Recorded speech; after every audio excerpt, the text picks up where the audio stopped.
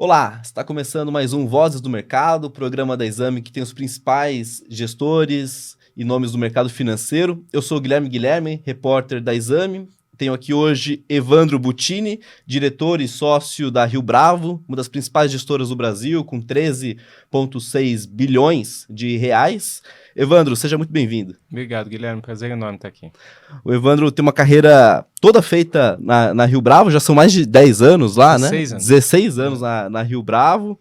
Ele que tem bastante expertise também em multimercados, crédito também. E hoje a gente tem visto justamente um movimento bastante interessante, né? Principalmente dos fundos, uma saída bem expressiva dos multimercados, indo para fundos de renda fixa, especialmente crédito privado, uma compressão significativa dos spreads, títulos de emissores saindo próximo ou até mesmo abaixo do pago pelo governo. Evandro, como que você tem visto todo esse movimento e todo esse cenário? Beleza. Infelizmente, ou felizmente, não sei, a história se repete, né? A gente já viu esses exemplos do que está acontecendo hoje no passado. Então, um pouco antes da pandemia, estava assim, em dezembro de 19, ali mesmo um pouquinho antes disso, em 2019. 2019 estava bem quente o mercado de crédito e estava um momento parecido de spreads muito amassados. Hoje, por causa, acho que, da volatilidade do mercado brasileiro, de alguns títulos isentos de imposto de renda e da taxa de juros muito alta, né, seja pós-fixada, pegando a Selic, pré-fixada, com a curva de juros bem alta, ou NTN-B também muito alta, né, todos esses indexadores dos títulos de crédito atrativos, está um fluxo enorme. Investidores, tanto varejo quanto profissionais, fundos, procurando bons ativos de crédito. Teve algumas mudanças também de regulação e legislação, então come cotas de fundos fechados, as mudanças que o Conselho Monetário Nacional fez com crise, CRAS no começo do ano, tudo isso contribui para esse aumento de demanda de ativos de crédito. E aí, bom, a oferta não é tão elástica assim, né? A demanda crescendo muito, não tem muita saída a não ser o preço subir ou os spreads baixarem. Essa é a consequência. E chega a ser difícil hoje os fundos conseguirem alocar bem os recursos que estão captando. Depende muito da parte de crédito privado que a gente está falando, né? Então, se a gente está falando, por exemplo, de títulos corporativos, debêntures de empresas de alta qualidade, empresas listadas em bolsa, realmente ali uma empresa AAA no Brasil hoje paga CDI mais 0,3, 0,4, talvez 0,5 se for de um prazo um pouquinho mais longo. Sem considerar que, além disso, o investidor paga uma taxa de administração dentro desses fundos, né? Então, o retorno para o investidor nesse tipo de fundo hoje está muito baixo. O que a gente na Rio Bravo está fazendo nos nossos fundos que compram esse tipo de ativo para se proteger ou navegar nesse cenário? A gente está procurando mais FDICs, que são fundos que também fazem crédito com garantia em estruturas eficientes e que permitem que a gente tenha um retorno maior, reduzindo debêntures, que tem uma volatilidade um pouco maior do que outros títulos de crédito, como o FDIC que eu mencionei. Letras financeiras a gente está comprando também, que são menos voláteis, e aumentando o caixa. É assim que a gente está fazendo e reduzindo muito o prazo dos títulos que a gente compra, né? Porque o problema é, se houver um aumento rápido do spread de crédito, tem uma marcação a mercado ruim e o investidor às vezes não entende que isso é uma marcação a mercado, acha que teve uma perda importante de capital e às vezes pede resgate. Então a gente tem que tomar cuidado para, se isso acontecer, proteger o fundo dessa volatilidade. No mercado de infraestrutura, crédito de infraestrutura, talvez seja pior ainda. Como você mencionou, é aqui que tem casos de empresas captando abaixo da NTN-B. Óbvio que isso só acontece por causa da isenção tributária. Então, ao considerar a isenção tributária, ainda assim tem, obviamente, um retorno pós-imposto, né, comparado com outros títulos, ok, positivo. Mas também está muito difícil de alocar os recursos, que aqui é onde acho que entrou mais dinheiro até nos últimos meses, principalmente depois no final do ano passado, da mudança do Come Cotas. Aqui tá um pouco mais difícil achar alternativas, porque tem uma lei que obriga os fundos de crédito a terem 85% de seus ativos em debêntures de infraestrutura. Então, aqui você tem que ter 85% desses ativos, não tem o que fazer. Caixa, né? Não pode ter caixa, exatamente. Tem, enfim, algumas regrinhas, você olha o PL médio do passado, enfim, dá para ter alguma coisa, mas no longo prazo é 85%. O que a gente faz é reduzir também a duration desses 85%, procurar alguns ativos mais interessantes, originar esses ativos no mercado, então ir atrás das empresas, dos projetos, para a gente fazer uma operação sozinho ou com outros gestores, para não depender das operações que vêm do mercado de banco, e colocar outras teses de infraestrutura que tem um retorno maior. FDIC é uma delas, também aqui, e CRIs, que no passado principalmente dava para fazer de infraestrutura. Onde a Rio Bravo é maior, que é em CRI, crédito imobiliário, a realidade é bem diferente desses outros dois. Tá? Aqui, o mercado de crédito imobiliário está sofrendo por uma falta de funding da poupança, que é o grande fundador aqui desse mercado. Então, os bancos estão menos agressivos na oferta de crédito, principalmente para incorporação, né, plano empresário. Então, aqui a gente está conseguindo alocar recursos com bastante tranquilidade, bons projetos, a boas taxas de juros, sem essa pressão que a gente está vendo nesses outros mercados que eu mencionei, infra e crédito corporativo. Para não falar do CRA que a gente estava falando mais cedo, né? A gente vai falar ainda. No mercado de CRI, só para entender um pouquinho, como que tá os spreads, assim, como que eles estão sendo... Acho que está tranquilo. O que a gente tem visto na Rio Bravo, tá? Eu acho que dá para você ter uma boa operação isenta, né? Porque é um CRI, com lastro bom, garantias sólidas de grupos com balanço bom, pagando IPCA mais 9.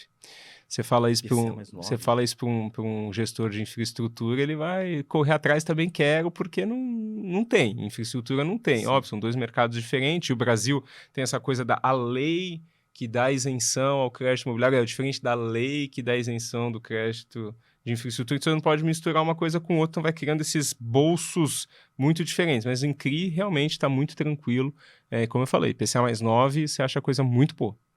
E nesse mercado a gente estava falando inicialmente dos fundos de renda fixa, né, crédito privado mais voltado talvez para debêntures também, falou dessa possibilidade do aumento do spread gerar pedidos de resgate para marcação ao mercado e o fundo tendo na cota ali o retorno negativo, né?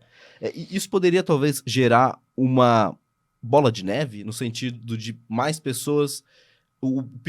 haver mais pedidos de resgates e gerando, tendo que sair, talvez por uma porta que não seja tão grande. Primeiro, deixar claro que a gente não vê nenhum motivo para isso acontecer, porque apesar dos spreads estarem amassados, não está tendo muita emissão, então acho que uma vez que volte ao nível de emissão, esses spreads talvez vão subir um pouquinho, mas tudo vai se ajustar meio naturalmente. A economia está crescendo bem, as empresas não estão tão alavancadas quanto no ciclo de crédito anterior. Sim. Essa alta do Banco Central de juros parece ser uma alta muito pequena e controlada pela situação que talvez a gente vai falar mais para frente. Então, não parece que tem nenhuma crise sendo gestada aqui, de jeito nenhum. Agora, mercado financeiro, não importa a classe de ativos, é sempre manada. Isso que você falou, que está entrando, sei lá quantos bi por semana em fundo de crédito, também quando sair vai ser tantos bi. Você vê o que está acontecendo no multimercado. 20, 21, eram os queridinhos e falavam que a renda fixa morreu. Não sei se você lembra. Eu sentado nessas mesas aqui. Tava saindo um monte, né? E me perguntavam, a renda fixa morreu? Óbvio que não morreu. E óbvio que o multimercado também não morreu. Talvez vai diminuir do que era, mas não morreu. E uma hora o crédito vai viver essa mesma situação. O que é importantíssimo deixar claro é que os gestores são obrigados a deixar caixa nos seus fundos para fazer frente aos resgates baseado no histórico, um histórico que inclui esses momentos. Então, a Ambima, a CVM e o administrador do fundo olham isso. Então, um fundo D0, D1 tem que olhar lá, mas muito provavelmente ele vai ter 30% do caixa. Um fundo D30 vai ter talvez 10% de caixa. E tem tempo para fazer liquidez. Acho que o que aconteceu de mais interessante no mercado de crédito corporativo, né, de debêntures CDI+, no Brasil nos últimos 5 anos, foi o aumento importantíssimo do volume do mercado secundário que a gente viu, Porque todo mundo agora é ativo no secundário. Todo mundo. Banco, tesouraria, fundos desses mais tradicionais. E quando abre o spread, já tem lá o fundo mais high yield, mais especializado, olhando para essa oportunidade também. Então, é tranquilo. Eu não acho que tem nenhuma crise de liquidez sendo gerada aí, que poderia assustar as pessoas. Legal. E no mercado de CRAs, nesse mercado de crédito privado, no modo geral, não tem nenhuma crise, mas no mercado de CRAs, assim, tem uma crise nesse mercado? Tendo em vista, enfim, que a AgroGalaxy pediu recuperação judicial, já tem algumas empresas que não estão conseguindo emitir mais CRA, o cenário é mais pessimista? Enfim, difícil dizer quando é uma crise ou não é, mas talvez seja aqui, porque você olha os fundos, os FIAGRO, né, de crédito na Bolsa, acho que via de regra devem estar 20%, 30% para baixo do patrimonial, e também, sei lá, nos últimos 6 meses, alguma coisa assim. Então tem alguma coisa acontecendo meio sistêmica. A gente sabe de casas de muita qualidade, que tem fundos muito bons, histórico muito bom, que estão sofrendo. Então acho que é uma coisa meio sistêmica mesmo.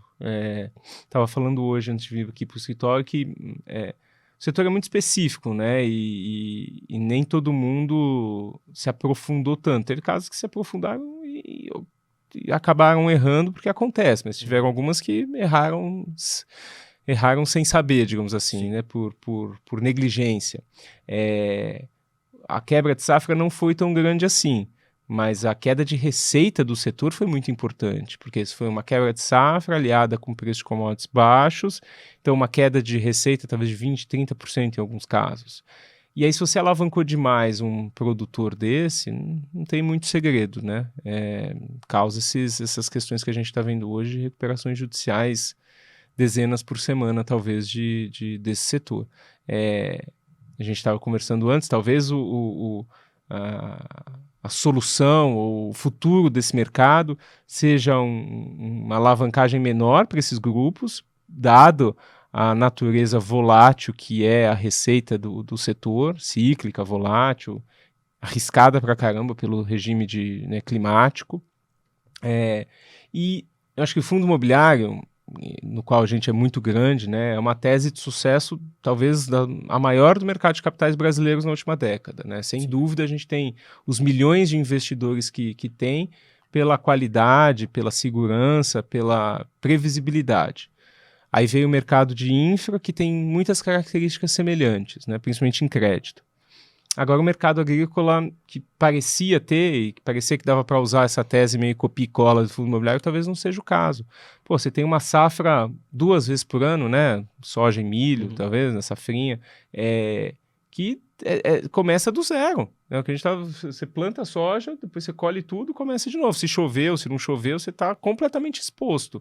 Então é muito mais arriscado, é muito mais volátil e talvez não dê para pagar aquele rendimento alto, mensal, que todo mundo está acostumado no fundo imobiliário, porque os juros têm que ser menor, a amortização tem que ser mais casada com plantio, com a colheita, enfim, talvez tenha que sair diferente os FIAGRO do que entraram nessa crise.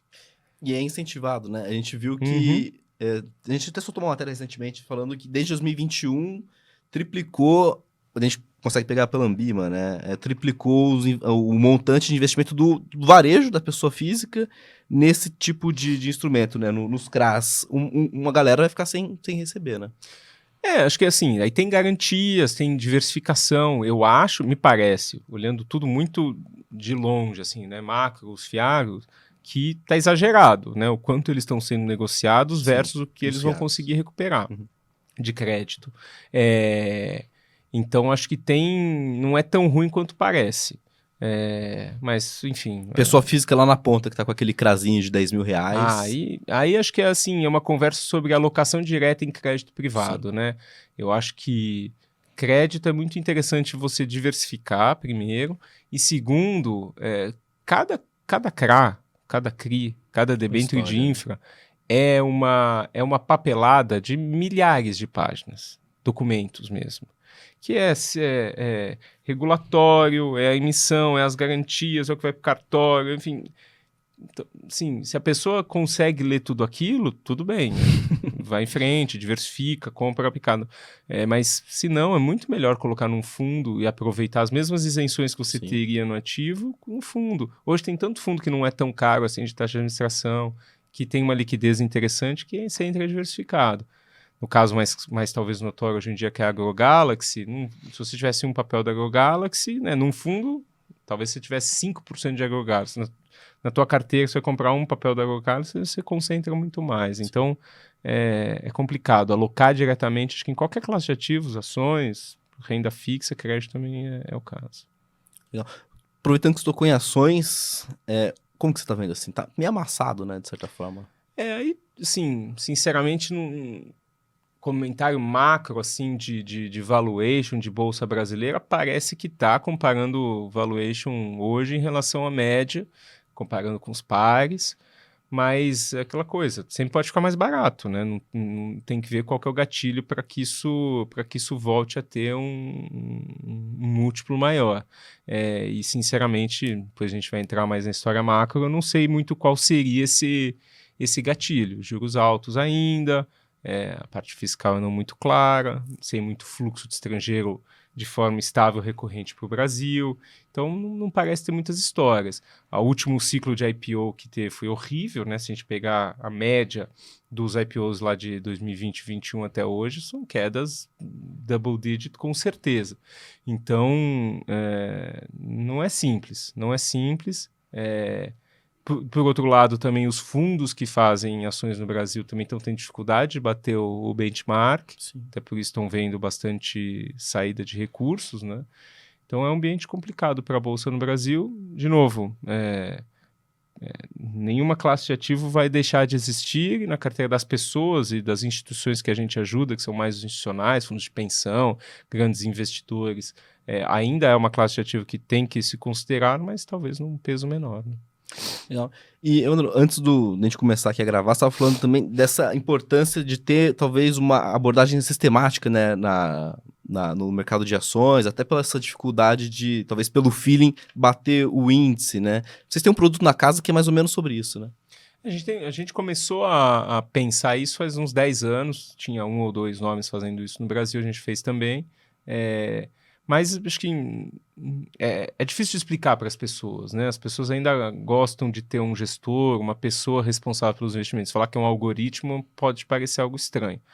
Mas se você pensar, e já ligando o que a gente estava falando, né? Um ETF, um investimento passivo, é mais ou menos isso. É uma regra que você cria e você segue. No caso de um fundo sistemático ativo, essa regra às vezes vai mudando, você vai adicionando novas regras, tem um pouco mais de flexibilidade. No ETF é uma regra clara, transparente durante toda a vida do fundo. Mas é um jeito interessante de investir. A gente gosta muito do investimento que dá para fazer no Brasil, praticamente é só ações disso, né? Dá para fazer derivativos, juros também, mas no caso aqui ações. E a gente deve, então... a gente já tem um produto, mas a gente deve lançar ele de forma em ETF nos próximos meses. Muito legal. E isso é novidade, assim, né? Assim, em primeira mão aqui para exame. Como que estão estruturando esse produto, até porque tem essa questão de, no Brasil tem que ser um ETF passivo, né? Nos Estados Unidos ali meio que você pode trocar quando você quiser, aqui tem que ser ETF passivo. Vocês conseguiram estruturar isso a partir do índice, basicamente, né? Como que foi isso aí? A gente, em 2004, na Rio Bravo, começou a fazer gestão de ações de forma ativa, né? Com o Rio Bravo Fundamental. E em 2014 ou 2015, começou a fazer gestão de ações de forma sistemática. A gente juntou as duas coisas. Então, a gente pegou o que a gente gostava de fazer de forma discricionária, que era olhar empresas de qualidade, mas com preço justo, um preço bom. A gente não estava procurando as mais baratas absolutamente da bolsa, mas a gente estava procurando ações de qualidade a um preço justo. E sistemático, aproveitando toda a literatura de finanças que começou ali na década de 90, com Fama French, Mercado Eficiente ou Finanças Comportamentais, depois para refutar isso, aproveitando toda essa literatura para investir em fatores, investir em algumas coisas de forma sistemática. Então, juntando essas duas coisas, a gente vai divulgar aí nos próximos semanas um índice, um ETF, que pega um pouco dessa parte de qualidade, olha a questão de dividendo, olha a questão de valor e carrega isso aí no ETF. Então, de forma passiva, como tem que ser, como diz a regulação, mas com muita inteligência dentro do índice. Não é um índice simplesmente para seguir índice A ou índice B, é para ter bastante inteligência e para capturar uma estratégia que toda a literatura mostra que no longo prazo tem um retorno bastante positivo, adequado ao risco. Legal. E o reequilíbrio assim, do índice, qual a periodicidade? Assim, todo a gente ainda dia? está definindo, não, mas deve ser trimestral, até Trimestral. por minimizar custo, né? Todas as pesquisas mostram que não vale a pena você fazer isso todo dia, as mudanças não são tão grandes assim, acho que deve ser trimestral. Legal. E, Evandro, como que você está vendo o cenário macro? Assim, você falou que na Bolsa Brasileira o momento é positivo, tem fundamento talvez para se apoiar uma tese um pouco mais otimista, mas talvez não tenha timing ou um gatilho claro ali no radar. Como que vocês estão no Rio Bravo? Mais otimista, mais pessimista para o Brasil? Como que está sendo trabalhado isso lá dentro? Assim, na parte de investimento, sinceramente, essa questão do otimista, pessimista, nem sei se é o jeito certo de colocar, né? A gente sempre, desde que eu entrei na Rio Bravo, sempre ouvi do Paulo e do Gustavo, eles falando sempre que a gente olha muito mais o micro do que o macro, né? A gente gasta muito mais tempo olhando, por exemplo, se você vai comprar uma ação, se a Cosan é uma boa empresa, se a gente vai comprar ela, ou se a gente, considerações macro, que a gente, às vezes, acerta menos do que se a gente olhar o balanço da Cosan. Então, vale a mesma coisa para um ativo. A gente está olhando para uma loja na esquina da Augusta com Oscar Freire. Augusta com Oscar Freire vai deixar de ser um ponto super bom daqui para frente? É mais importante isso do que a discussão macro. Mas, obviamente, até ter o Gustavo dentro de casa, time de economistas e estarmos no Brasil, óbvio que a gente discute muito o macro e tem opinião sobre isso. Acho que o que mais está na minha cabeça é essa questão desse gatilho assim, para tudo, né, no Brasil. Governo... antes de falar de governo, né, o Brasil está crescendo bem, PIB está bom, muito renda, muito consumo, mas investimento ainda tá bom também. A inflação tá ok, pode estar um pouquinho acima da meta, tá aí, vamos discutir, os economistas vão ficar discutindo muito se é 10, 20 bips ali acima da meta no horizonte relevante do Banco Central, mas é discussão ótima de se ter, é muito melhor ter isso que a discussão aqui dos vizinhos argentinos que estão tendo, que é completamente diferente. Então, ótima, uma discussão muito boa, mas inflação controlada. Crescimento bom, inflação controlada.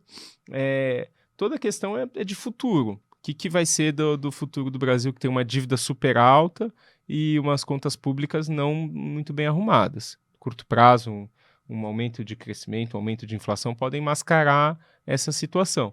Mas no longo prazo, uma hora a conta chega. E esse governo parece sempre querer esticar a corda, testar até onde vai essa questão. Então, até onde dá para a gente ir com gasto, até onde a gente dá para ir com a arrecadação, até onde dá para a gente ir com a dívida, até onde dá para ir com contabilidade criativa. É esse tipo de visão. Não é uma visão estrutural, vamos resolver o problema. A dívida é alta e só tem um jeito de reduzir a dívida, que é com superávit, né? E superávit tem...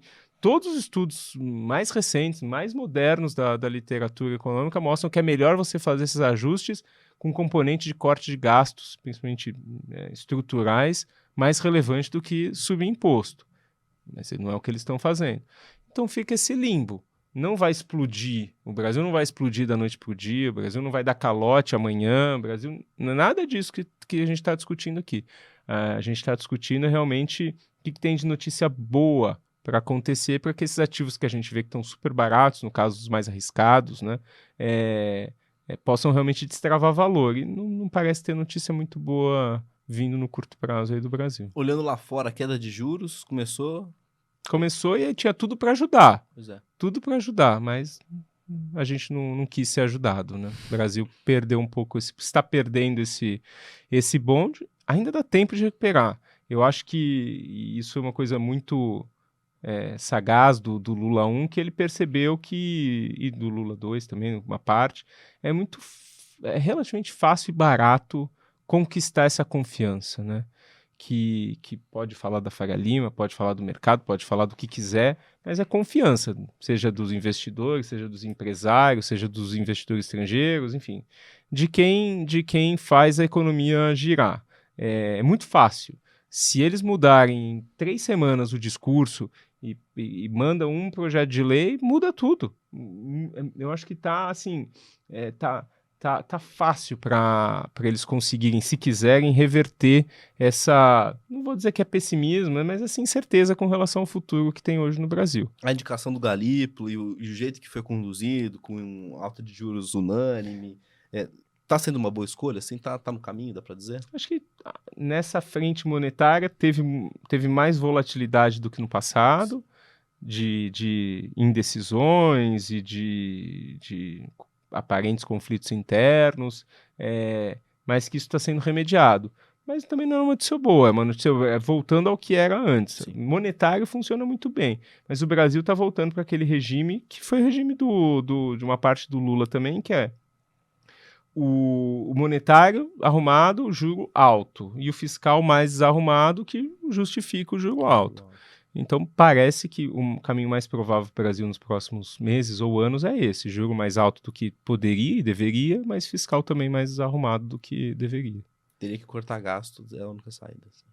Eu não vejo muita outra solução. Mas aí é estrutural mesmo, não é fazer revisão, que isso é uma obrigação do governo, tem que fazer revisão de gastos.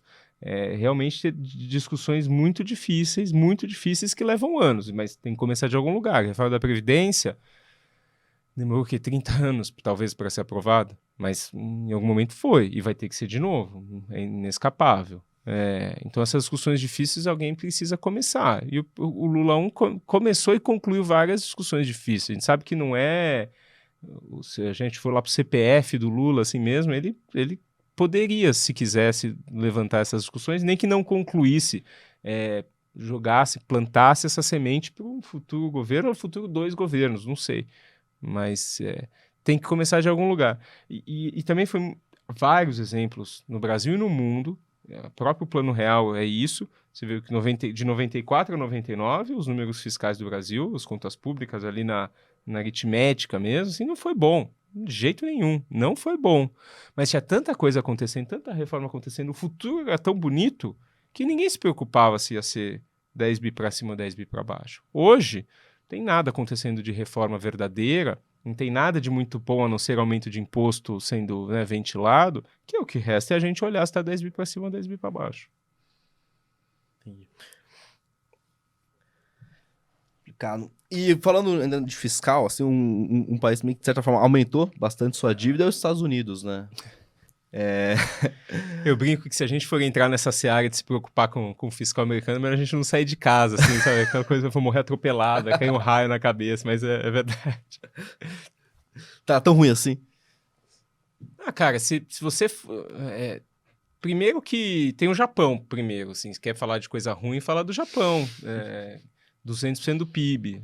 Os Estados Unidos, mais de 100% do PIB.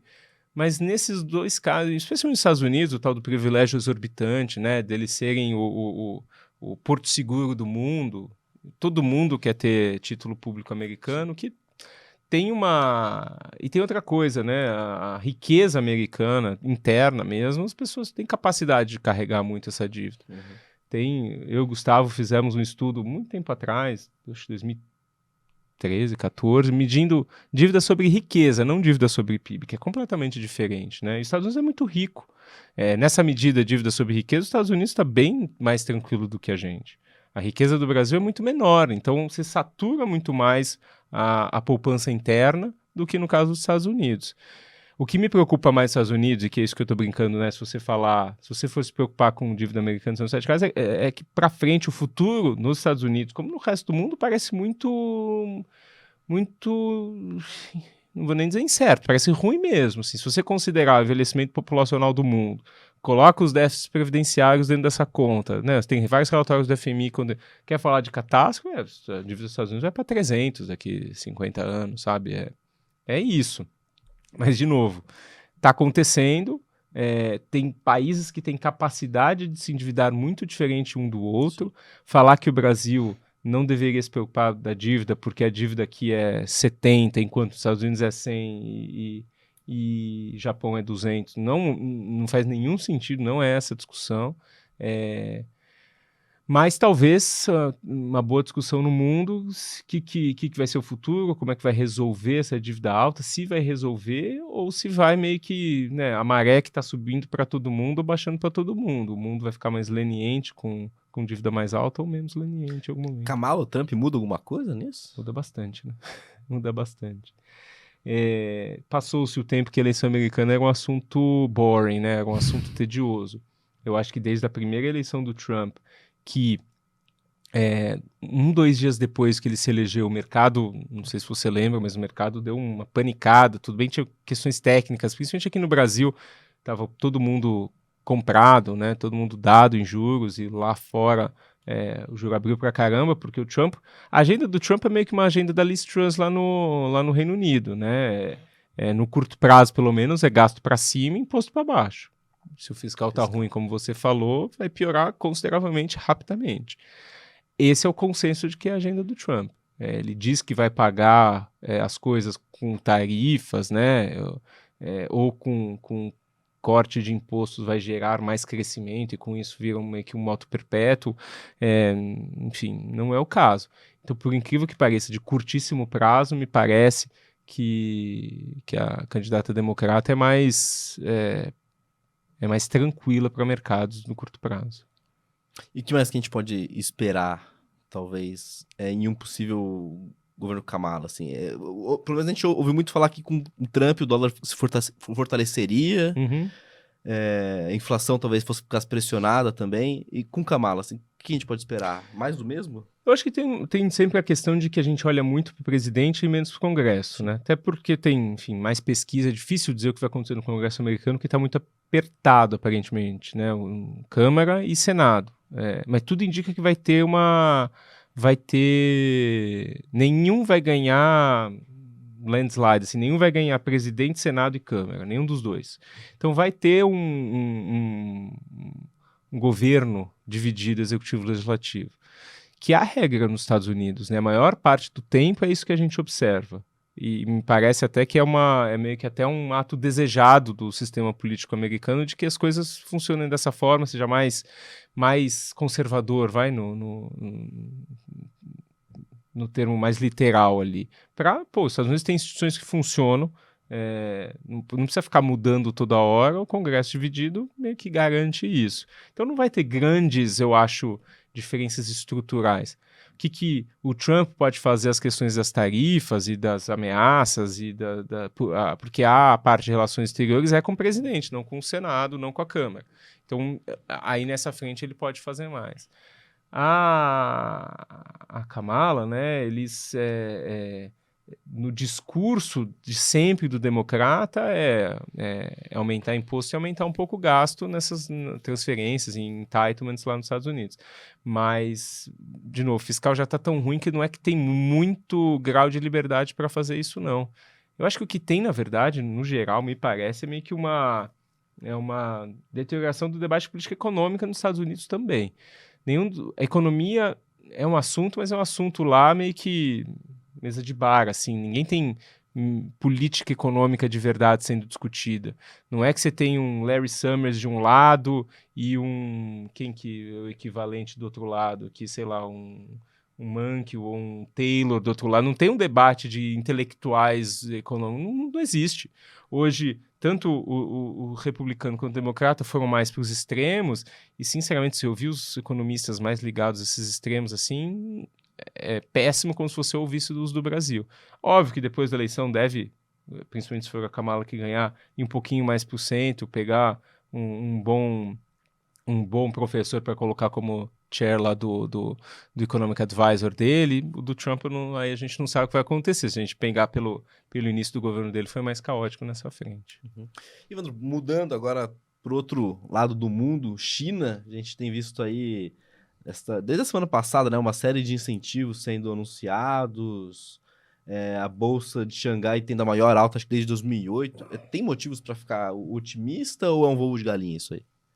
No curto prazo, acho que tem. No curto prazo, ali, enfim, a Rio Bravo faz já alguns anos, tem no seu quadro societário uma empresa chinesa, né, de capital aberto, a Fosun. Então a gente tem bastante intercâmbio com eles, principalmente de ideias, enfim, ouvimos bastante. E eles ficaram bem animados.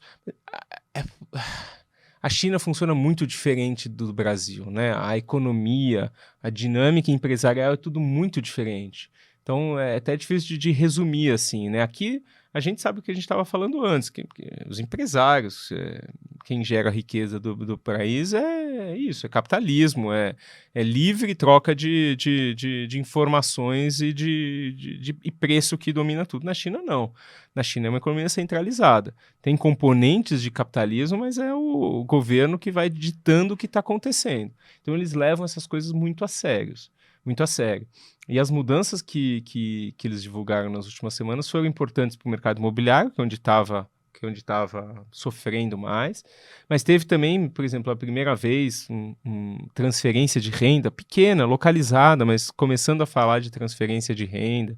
Então eles ficaram muito animados. Então o líder falar, o governo falar que essa é a direção, para eles é super importante. Então acho que de curto prazo pode ter algum efeito, sim. Mas eles lá fazem sempre estímulos via o lado da oferta, dando crédito, principalmente. E é uma economia que já está muito saturada de crédito, né? Enfim, o crédito adicional que você dá na economia gera um PIB, crescimento de PIB cada vez menor.